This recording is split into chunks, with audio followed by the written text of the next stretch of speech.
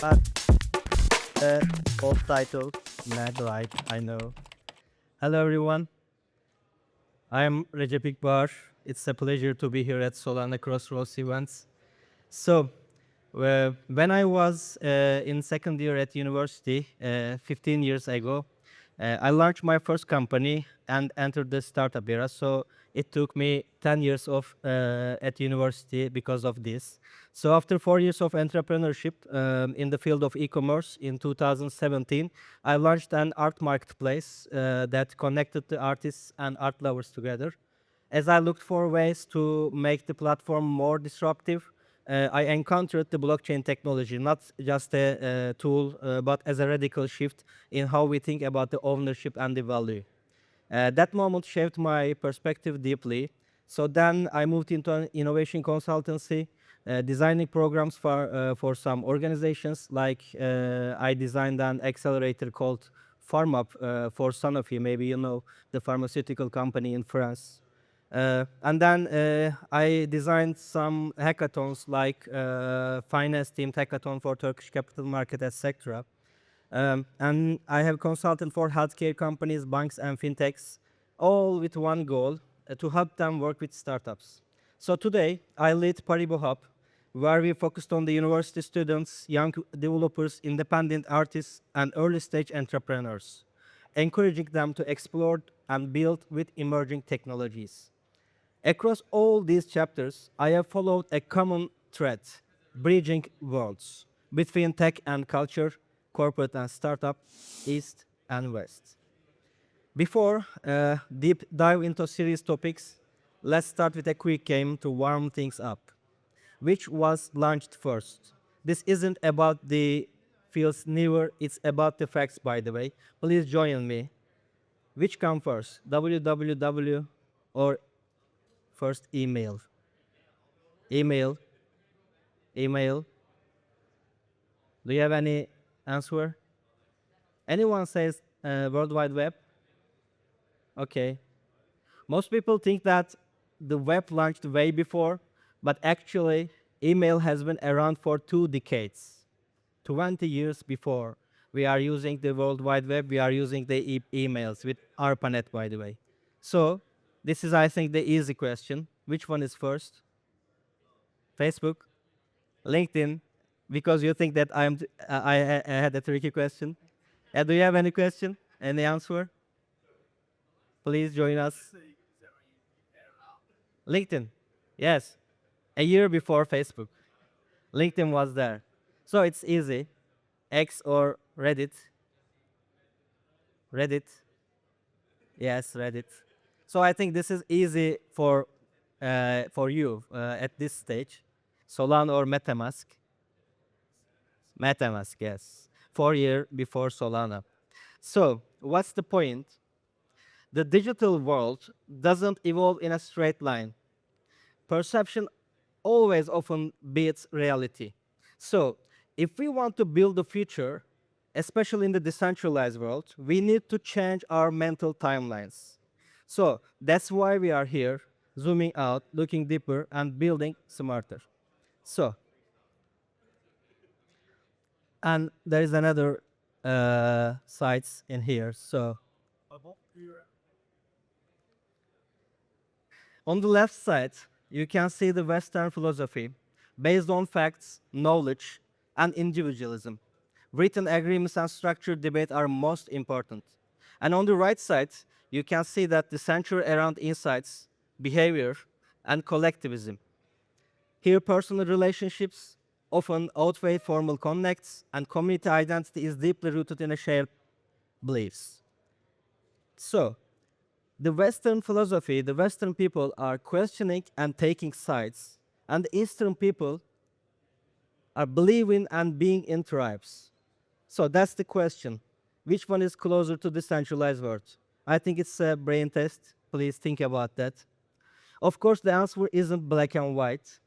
Decentralization challenged both paradigms. It's asked us to build system without single center, but it also demands a deep layer of human coordination. So before jumping to conclusion, I have two facts. Three of top 5 decentralized exchange from West and 4 of top 5 central exchanges from East. I won't say which side is closer to decentralization. I'll just say maybe the bold cultures offer pieces of puzzle. And maybe the real answer lies not in choosing a side, but in blending the best of both.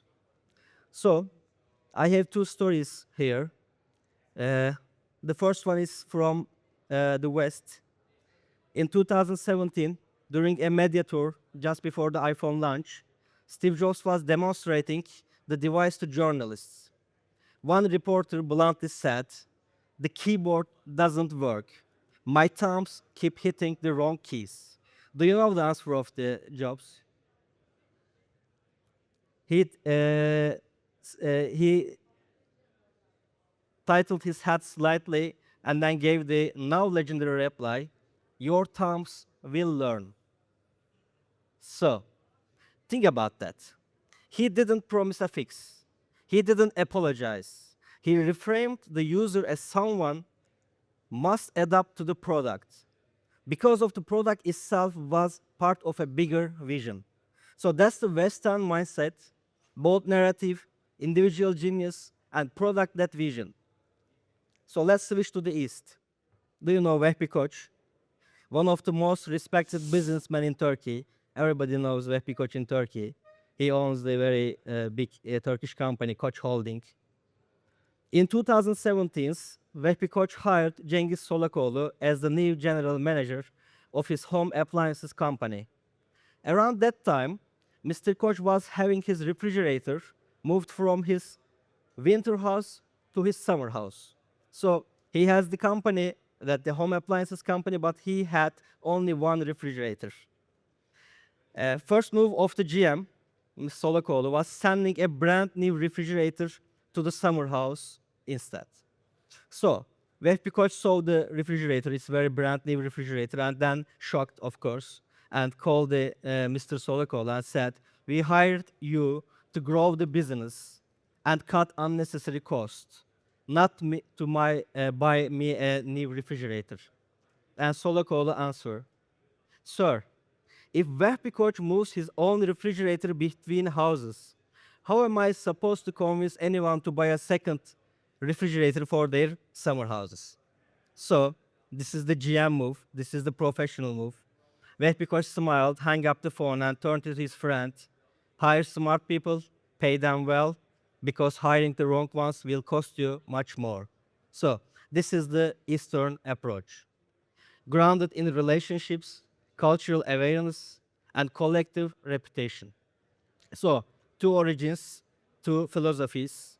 So, someone asked about the product market fit. Maybe we can ask, whose story are we really following? And then I'm coming to the very popular narrative in my country. We always say we need to catch the train. We say we missed the revolution, industrial revolution train. We missed the digital transformation train. So don't miss the AI train. Don't miss the blockchain train. The narrative is in everywhere, but there's a problem. We are so obsessed with catching the train. And where is the train is actually going? What we do once we are in it, we don't know. We are so obsessed to catch the train. Also, we don't talk about building the train, not the engine, not a single bolt in the rails. Wait for others to do the hard part, and then we hope that we can jump at the last minute.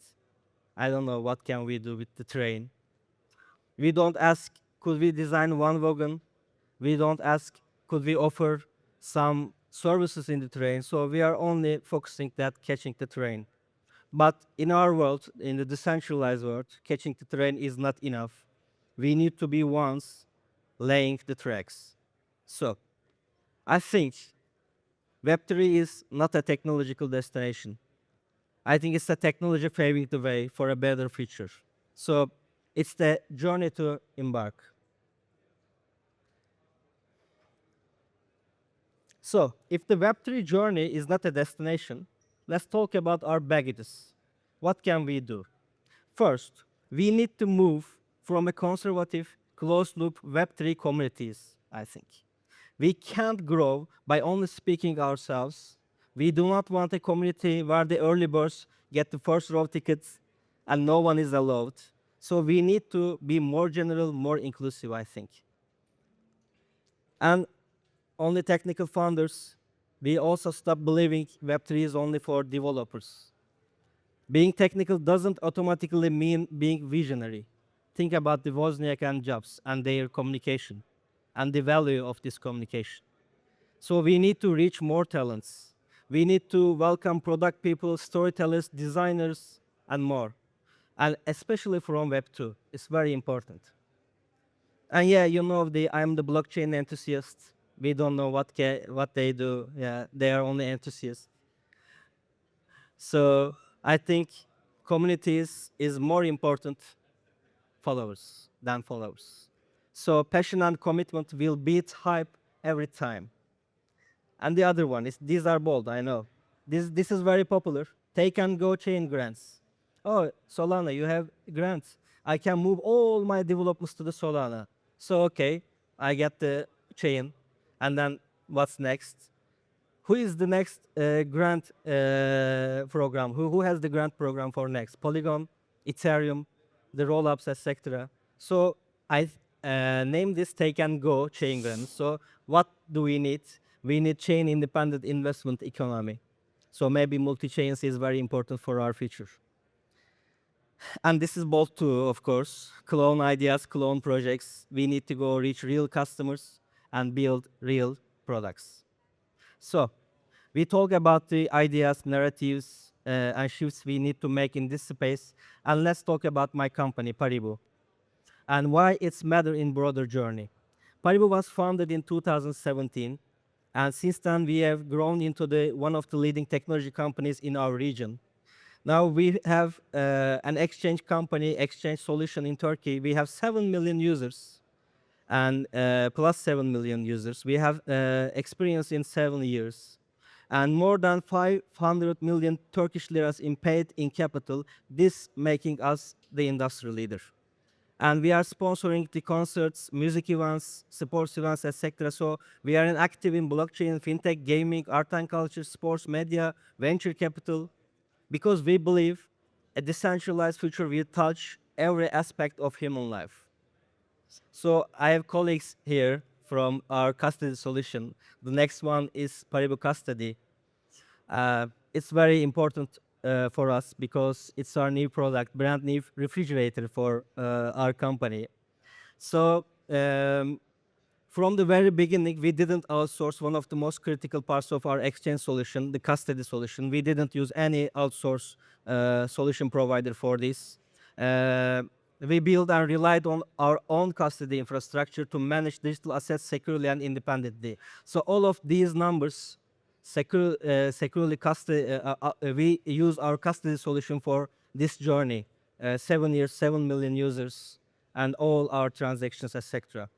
So we have turned the internal strength into a product, the Turkey's first institutional-grade custody solution. And it's one product designed to all your needs, from storing thousands of tokens to enabling seamless interoperability across more than 40 networks. And yes, I think that's not a pitch, not a talk. I think this proof of work, maybe. Yeah. So we call that beyond hype, beyond trends, beyond catchphrases. It's very important to build real product for real people, for real users. It's very important to us. Thank you for listening to me. Thank you for having me. We will be in Dubai for the event. And if you're suitable, we are accept your attending to our special event for next week with Odos. So thank you very much to listen to me.